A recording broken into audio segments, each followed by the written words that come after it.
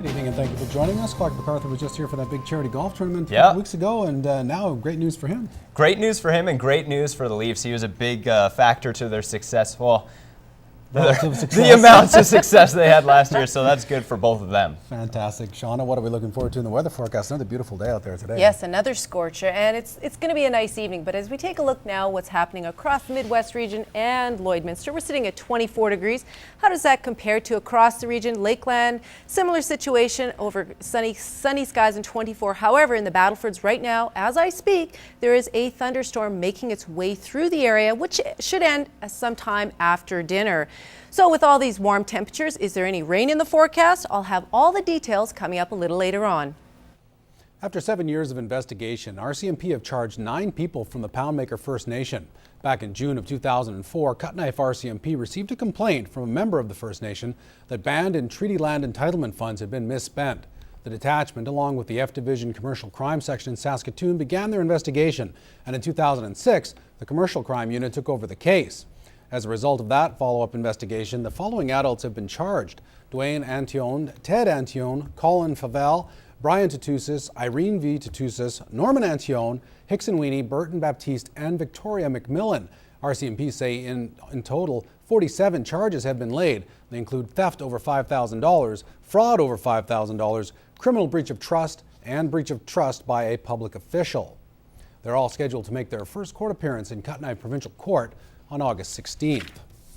Chiefs from First Nations all over Western Saskatchewan met today in Lloydminster to discuss issues facing their communities.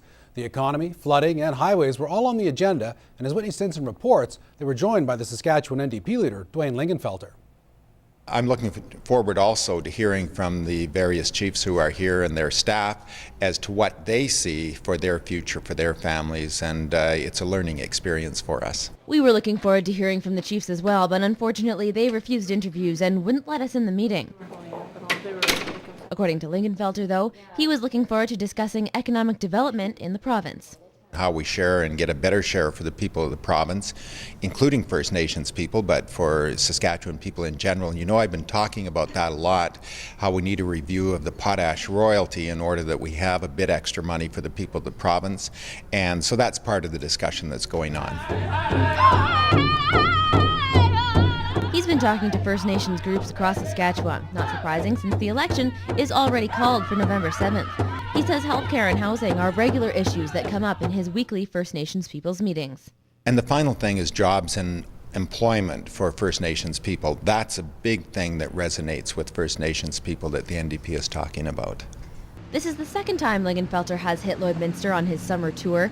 He doesn't have an NDP candidate set to run against current MLA Tim McMillan yet, but he says hopefully they can make an announcement very soon.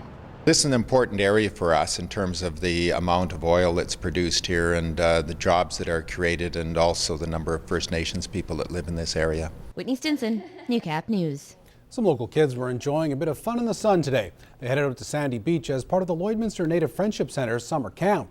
The week-long program is a chance to keep kids active during the summer months and learn a bit about Aboriginal history. We try to do some cultural activities, like we'll do crafts like dream catchers, we'll do an oral storytelling, we'll also do bannock making, stuff like that, just try to immerse them in some of their culture. With a clear blue sky, it turned out to be a great day to enjoy the beach activities. Swimming? Yeah. You like the swimming? Swimming! Swimming! And the huge water slide! Camp runs until August 19th and is open to all kids ages 5 to 12. For more information, contact the Lloydminster Native Friendship Centre.